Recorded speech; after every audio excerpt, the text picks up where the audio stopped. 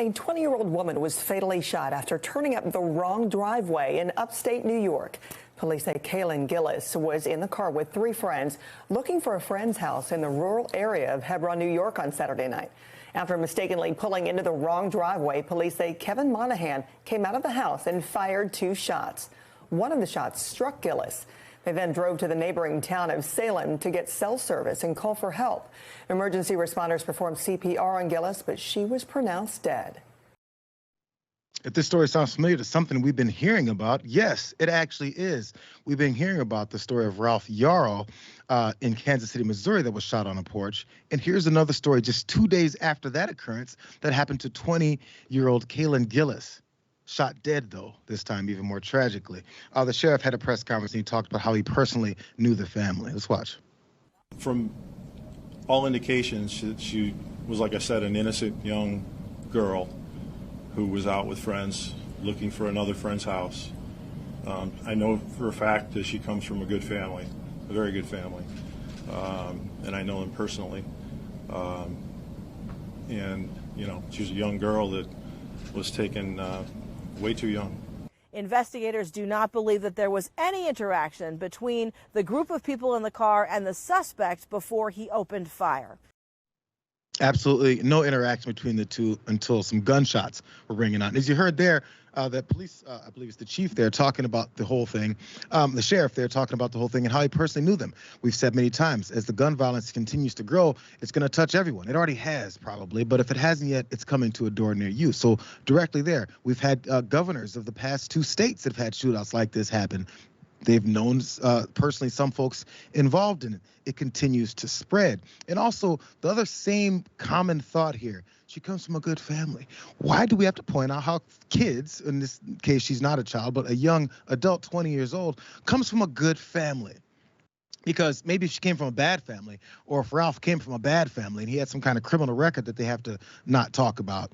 If he had any of those things, then maybe he did deserve to be shot. Maybe she did deserve to be shot for driving up to the wrong address, looking for a friend's house. It shouldn't matter. Those are excuses to hold on to your guns over young folks' lives. So let's get some details about this person who killed her. He's a 65-year-old man. His name is Kevin Monahan. He's charged with second-degree murder. Police officers responded to the home from where the shots were fired and found him to be uncooperative, is what they said, that he refused to exit his residence and speak with police. He was taken into custody hours later. Pause one more time as we look at Monahan, I believe his name is, Monahan. Imagine if you shot someone, killed him, and then the cops show up and you decide to have a standoff with them with your weapons and whatever other weapons you may have in the home.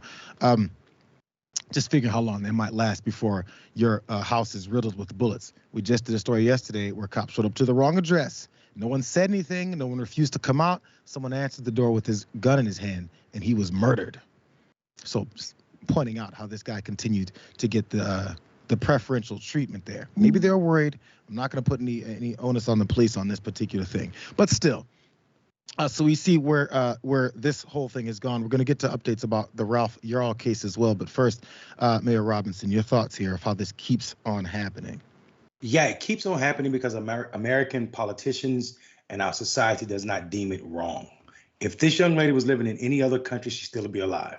This is absolutely disgusting, and it's connected to the fact that last year alone, 15.6 million guns were sold in America. That is disgusting. That is disgusting. It also relates to the fact that we've had more than 100 mass shootings in this country already this year. Almost 12,000 people murdered by guns this year. It is disgusting. And until people are outraged by it, and like you said, until it touches everybody's household, it's not going to be a problem. And we should not be talking about gun violence in the state of this is a good family, bad family situation. It is an American addiction problem. Addictions to guns, because Republicans and other politicians are selling fear. These white people that own guns, 5 and 6 guns, are afraid of everything, and it's showing up in how they interact with their neighbors.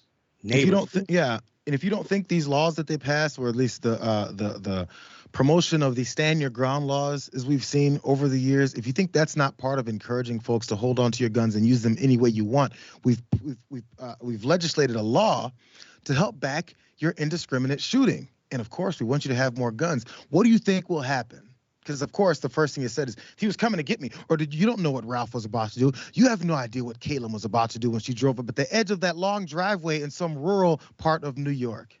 It doesn't have to matter, but he at least is charged with second-degree murder. How about the charges for the man who shot and didn't kill Ralph Yarl, though? He's 84 years old. His name is Andrew Lester. He's also been taken into custody, and people were wondering then why this wasn't happening immediately, considering the devastating approach to this whole thing. So he's facing charges of assault in the first degree and armed criminal action. He's facing first-degree assault in armed criminal action. So on Tuesday, he was also taken into custody, and the sheriff's office released this mugshot of his sorry ass.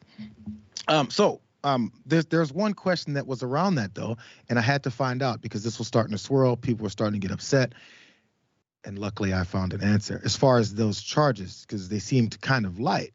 When asked why Lester was not being charged with attempted murder, Clay County prosecutor Zachary Thompson explained that the possible sentence under assault was actually more severe. I'll look this up a little bit. It could be a random thing. It's probably state by state, but this thing in particular about this whole idea of first-degree assault versus attempted murder.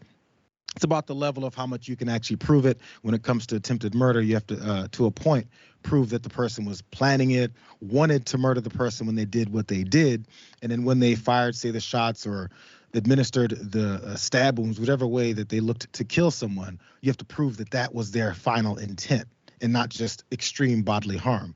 But extreme bodily harm could be given to first-degree criminal assault or whatever the language was for this, which at the end of the day, both could carry life sentences. So the result, as far as jail time, ends up around the same. And when it comes to this guy who's 84 years old, I'm banking like 5 years is about it for this guy.